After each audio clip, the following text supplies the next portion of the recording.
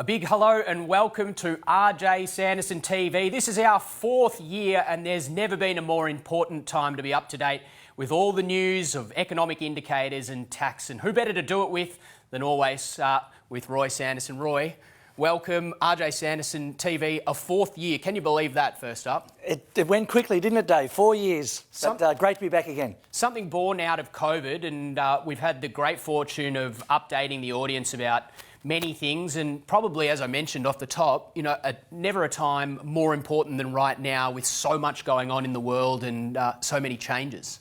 Yes, yeah, there's lots of changes, and some of these economic indicators that we will see today, quite amazing on how things have changed since we were last talking in October last year. Yes, speaking of October last year, at that point in time, Roy, we said that things were precariously placed, and now we're going to see which way things did go, and then later in the show, of course, we're going to talk to Paul Jones from RJS Solutions about how you might be able to refinance your loan. So stick around for that. But let's get into our economic indicators, as we always do to start the show, Roy. And no prizes for guessing what the top of our agenda is today. It's interest rates. 10 in a row. Can you believe that, Roy? 10 rate rises in a row. Interest rate up 25 basis points to 3.6%, and there's a world of hurt out there for mortgage holders at the moment. There is a world of hurt, and there's strong argument to suggest that the RBA have gone too hard on this, but there's still people, advisors out there saying that there's more to come, which worries me greatly. The interest rate, as you mentioned there, is just wholly linked to this idea of the inflation rate, which at the moment is, you know, at 7.8% for the fourth quarter of 2022. Roy, the problem with this whole dichotomy is that it seems so basic that the RBA can only do, you know, one or two things. They can put rates up, they can put them down, they can keep them the same.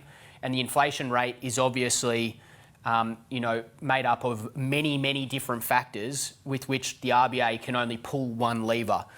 So the question becomes, is the system broken, and are they doing the right thing at this point in time? Well, my opinion is that they're using economics from the 1960s and 1970s, and today, if they actually drill down to what is causing the inflation rate, it is not those who have a mortgage or a loan, but they're the ones who are bearing the brunt of all this action with higher interest rates.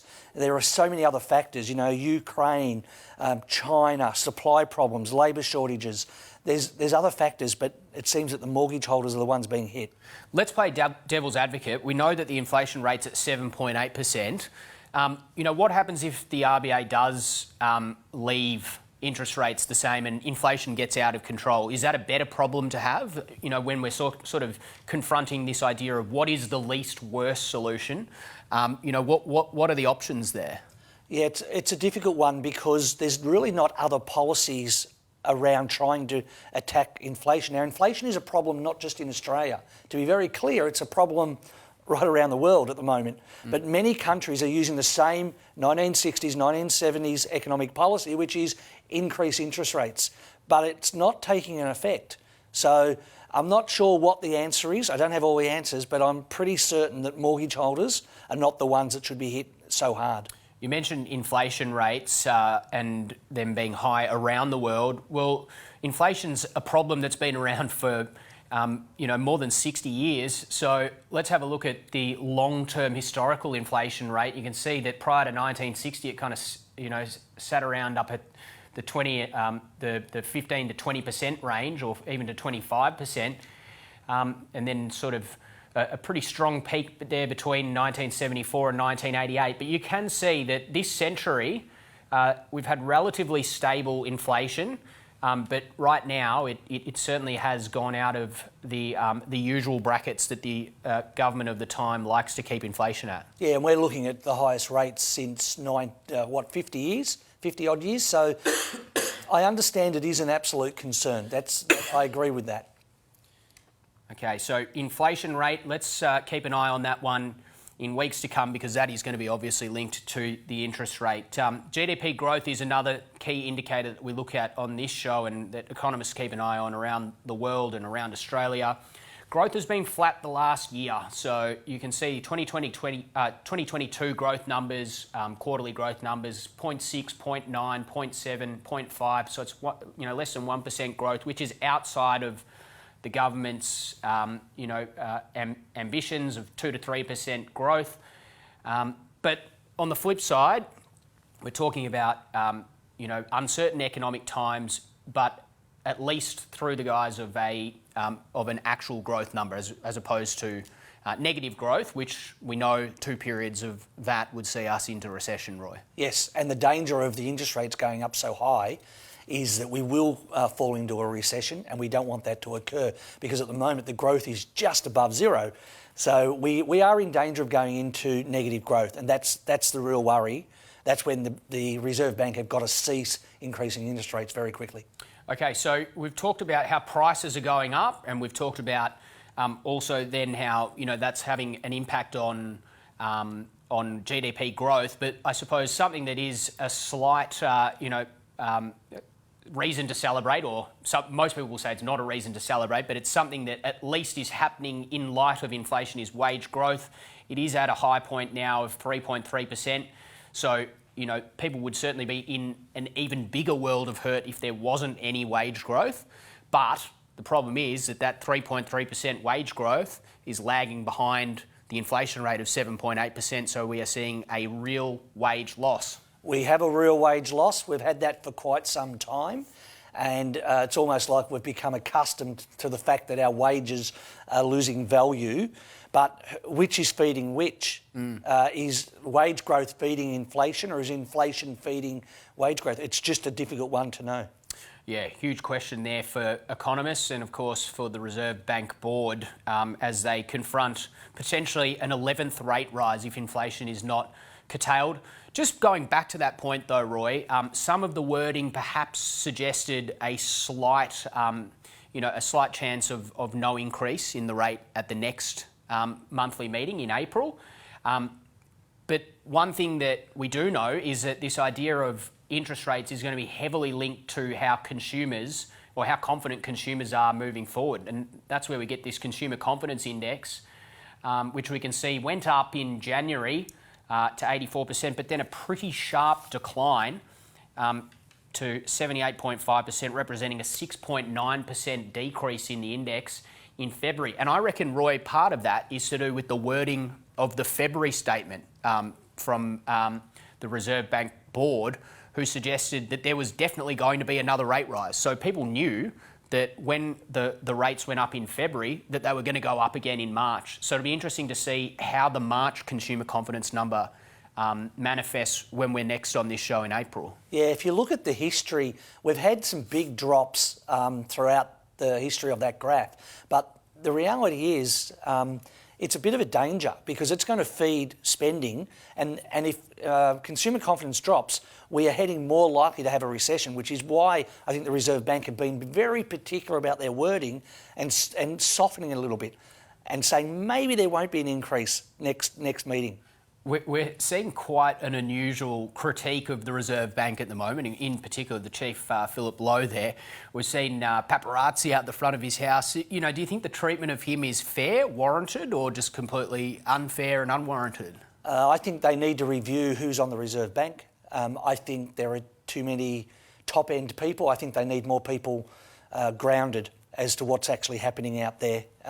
Because often when you work with clients and businesses, you get to see what's happening today that shows up in statistics in 2-3 months' time. It's not live. I think they're a little bit behind in their reading the market.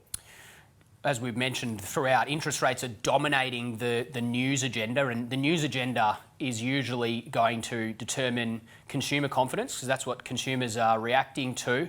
But business confidence is a little bit different. They've got more, they've got more complex insights to work with, and we see that manifests in the business confidence indicator, because it's all over the place, really. Flat, down, flat, up over the last 4 months. And yeah, it's sort of interesting to see that it did increase so sharply in January. Well, if you look at last 2 months, that's a huge turnaround, and that sort of indicates that the business community think they might be seeing the end of inflation or interest rates. They're seeing that it's being corrected, I think, and that's why the confidence has increased a little bit. But bear in mind, there are some profits in business that are observed at the moment, just ridiculously high, especially when we have wage restraint, we have inflation. It's almost like that some businesses are increasing their prices to gather more profits. I'm not going to pick on the banks, but they're included, or the airlines. But there's some businesses that are really making too much profit, in my opinion. Yeah, and I'll add minerals and anything in the mining sector to that list as well. Retail sales is also driving that business confidence number, because we saw a about turn with that number, and that's up around the 1.9% month on month. Now, Roy, it fell in December. Now, I've got an interesting theory on this. I love this theory. My theory is that you see that sharp increase in November.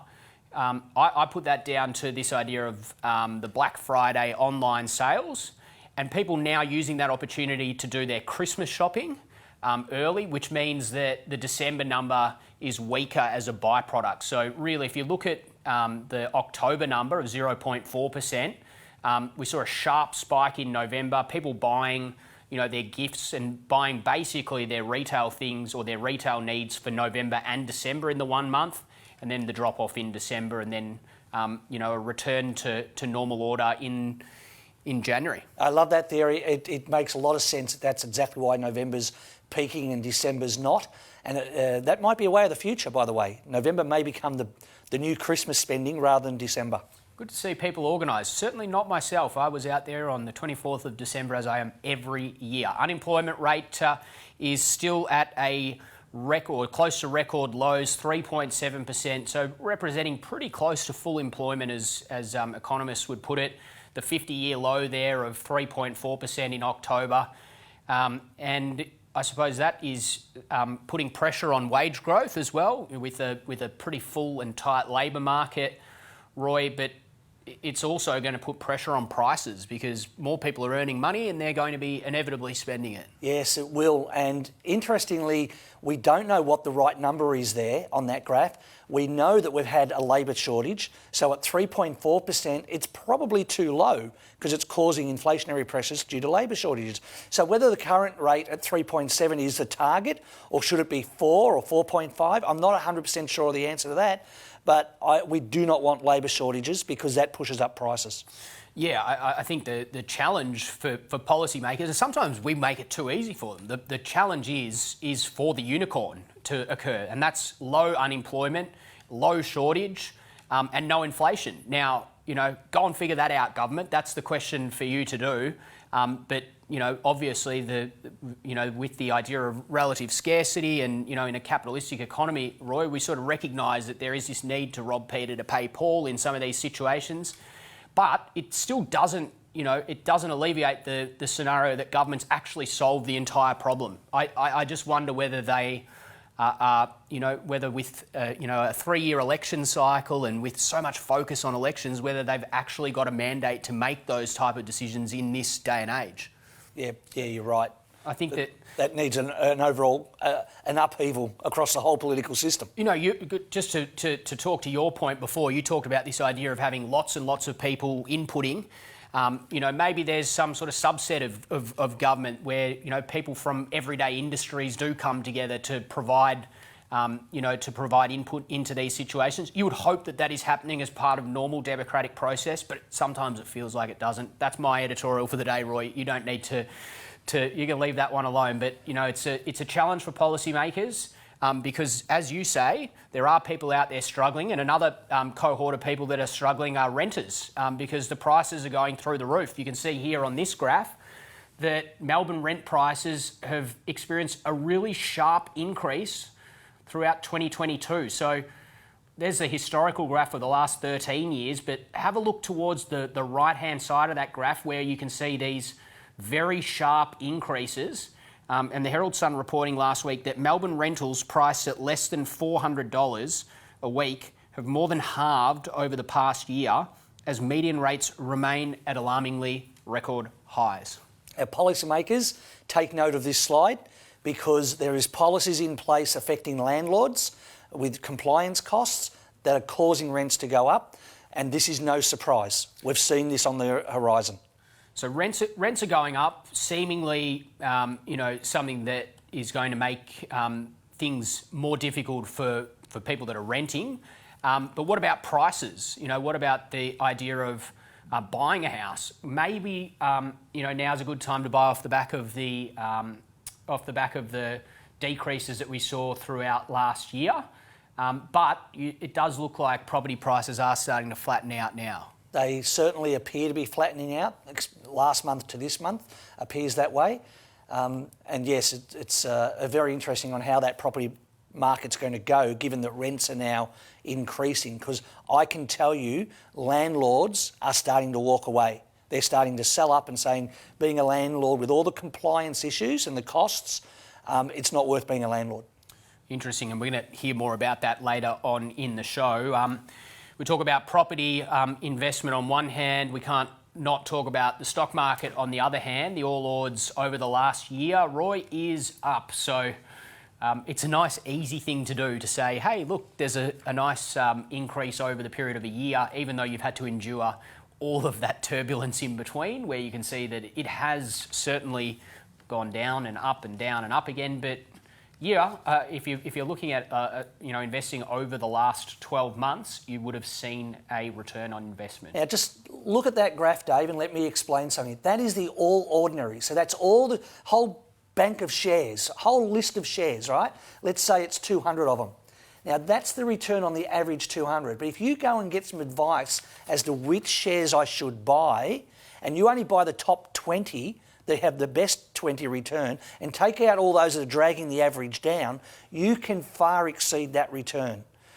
So that's why it's important that listeners should actually get advice from a proper financial wealth manager.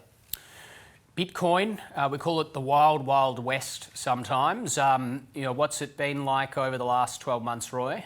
Bitcoin is not been very good for the last 12 months, and I think if we went further, I think it peaked at $80,000 at one point, but last 12 months has been horrible, as has most cryptocurrencies. Bitcoin is just one share, if you like. It's one cryptocurrency. There's been a platform that went into receivership in America, which has kicked the industry around a little bit, lost a lot of confidence. It's certainly only for those with faint heart that you wouldn't get into it with a faint heart. It's certainly the Wild West. Tax news. There's plenty going on, and dominating the national agenda for the past couple of weeks has been superannuation. Some landmark changes to that. Roy, talk us through this. Yeah, I think the worst thing about this new tax, which was touted, put out there, and within a week it became law. There's no indexation, so I know it's $3 million. I get that, and people say, hey, not everybody has $3 million. But I remember a time when $1 million house didn't exist. It was a pipe dream. I remember when a $100,000 salary was like, oh, that person's almost a millionaire. $3 million will not be a lot in 10, 15, 20 years. It'll become Mr. and Mrs. Average. And what's happened is there's no indexation, which scares me. Also, they announced this new tax, on the back of an election where they said they will not make any tax changes to superannuation, but this doesn't start until after the next election. So in my opinion, just go to the next election with this as one of your platforms. This is what you're going to do. It'll probably get voted in anyway, but the reality is don't break promises, because if you break this one, it means you can break any promise. Distributions from family trust is another area that's also experienced some change. Yes, some legislative change. If you have a family trust, it's important you seek professional advice, because the changes are that the physical money must flow if you distribute to a company. Remember, we do that to save tax, so that's you're not paying tax at 47%. You can pay tax at potentially 25 or 30%. And if you distribute to an adult child who might be at university, well, in the old days, up until this year, you might do a distribution, but the adult child never sees the money. Mum and dad use it to buy stuff, or it just stays in the business. Now there must be an absolute flow, unfettered flow of that money to the adult child. Seek advice is the message here.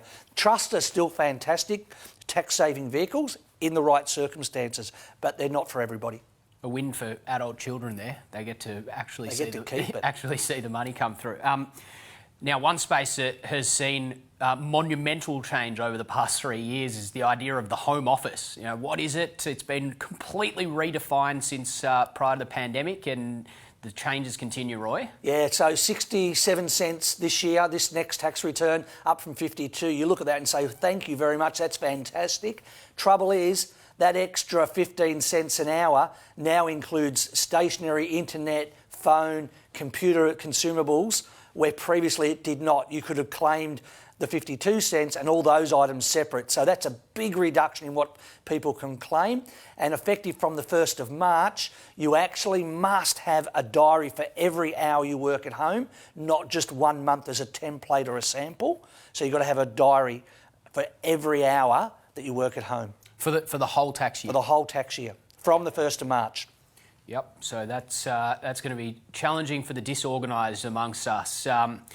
Roy, one of my favourite things over the last 4 years now has been this segment coming up. It's called Roy's Rage, and it's where you come off the long run to take a swipe at someone or something. What have you got for us today? Well, it's a common one that's been out in the industry for a fair bit, and it relates to land tax.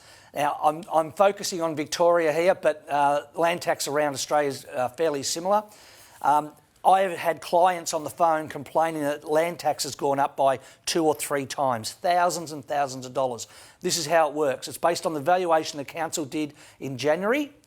The notice is issued to you in July to September from the council rates, and you have 60 days to appeal that valuation. Now, people don't think to appeal the valuation, but the land tax is based on the value at the end of the year after you've paid your council rates. But if you want to appeal your land tax notice, you can't appeal the value because you didn't appeal it with the council when you got your council rates notice. It's a broken system. It's wrong. And I know that land values supposedly went up, and the government and the councils have increased their valuations. But another thing that hasn't happened is no indexation of the values of land. There should be an inflation index that says, you know, the value of land tax, the thresholds have to increase because inflation has affected them. And unfortunately, that's not part of the policy in it. And in my opinion, it absolutely needs to be.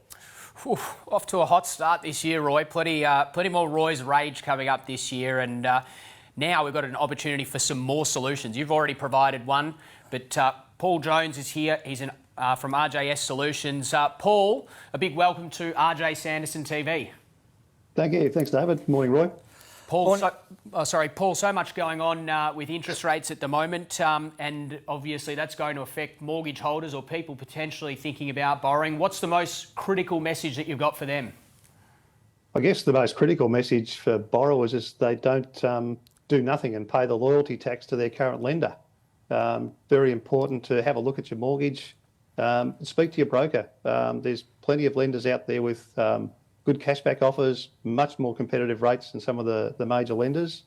I think the most important thing is speak to your broker, have a look at what you're paying now, and take some action. And save yourself some money. Paul, with rates going up, are borrowers' borrowing capacity, is that being reduced? Significantly, Roy. Over the past 12 months, with the increase in interest rates, we've seen people's borrowing capacity reduced by around about 25%. Just to give you some dollars on that, for a couple with 180,000 of household income, their borrowing capacity has gone from about 1.2 million down to 950, 940. It takes them into a different property market. So it's very important for borrowers to be in contact with their broker, review your borrowing capacity. It's a very simple process to do, and it doesn't impact on your credit file. So it's not like you're making an application every time. It's a conversation you have with your broker to see where you're placed and to work out what you can and can't do from a borrowing perspective. Thank you, Paul. That's fantastic. You supplied us a slide that we're just going to put up now, which is absolute supports why people should go to a broker, not directly to the bank. On the left-hand side, we had a client paying 6.31%. Just checked with Paul to see if we could refinance, managed to get another bank because the existing bank wouldn't lower the rate. A new bank would offer 5.34%. They got a $4,000 cash back because the new lender was prepared to give a cash back offer of $4,000. Now, the saving was only $269 per month, and you think, oh, not a huge saving, but $269 in your pocket over the life of the loan is $90,363. But this lender, and this is current this week, this borrower, if that borrower continued to pay the same dollars as what he was paying the old lender, 2,857 instead of 2,588, he would actually save $180,000 off his loan, and he would pay the loan off 63 months. That's 5 years earlier than the normal term. So huge benefits here when we can put current scenario in front of a client and give them options if they shift lenders. So must see a broker. Paul, plenty of simple advice today. Thanks so much for your insight on RJ Sanderson TV. Pleasure. Thanks, guys. Paul Jones there with his insight. Roy, the information doesn't stop here. You've got a webinar coming up. Yes, we've got a webinar specifically for property investors. Is it still worth being a landlord? Go to our website and click on the events tab. You'll find it at the RJ Sanderson website. We'll talk about the pros and the cons of actually having a rental property, because I am finding out there in the world today, there are landlords walking away from the industry and saying, I'm selling up, I'm getting out of it for all sorts of reasons. So we're going to weigh up, should you or should you not be a landlord today? Genuine question, and a genuine 50-50, I think, at this moment. So interested to get your thoughts there. Another thing that we like to do on RJ Sanderson TV is profile local businesses, and there's one that's caught your eye, Roy. I want to give a shout out to this business. They're an engraving business called Melbourne Engraving. Their website is there. Now, this is a great business. They're 5-star reviews on Google. The products they have are awesome. And I know I've got a bent towards Scotch, but if you look at the decanters there, you get personalised custom laser engraving. So, Dave, you could order one of these bottles of whiskey and say, thank you, Roy, and you can get that engraved on it. You can have dog bowls, bottles of wine, and there's a whole host of products. You can even bring your own product and talk to them about what they can do with it. I did notice a theme there. 4 of the 5 alcohol-related paraphernalia there. So it seems you've been enjoying the off-season, Roy. No apology needed.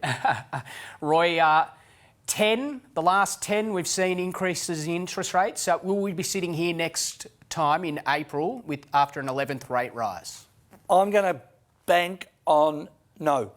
So I think I'm in the minority on believing that, because there's certainly some advisors saying we've got another 1, maybe 2 ahead of us, but I think the Reserve Bank actually have to sit tight for a little while and see what effect it has on consumer confidence, consumer spending and the inflation rate. I'll go yes. So we'll split the panel and I'll say yes. Roy, as always, it's been fantastic joining you on RJ Sanderson TV in the 4th year. Thanks so much for your time. See you in a month. And thanks for watching RJ Sanderson TV. We'll see you in April for another jam-packed edition.